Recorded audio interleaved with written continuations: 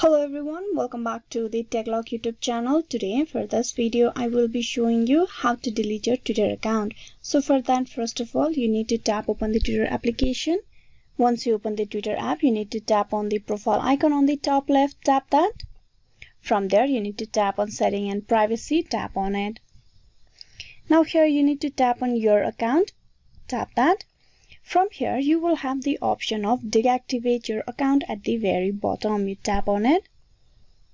Now here is the deactivate your account page. Now you need to tap on deactivate at the very bottom.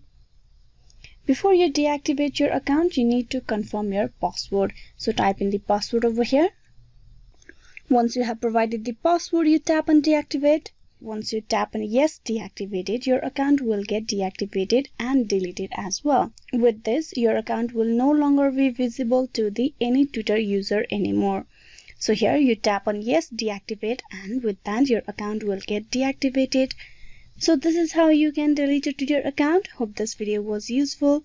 Please like and subscribe the TechLog YouTube channel. Thank you.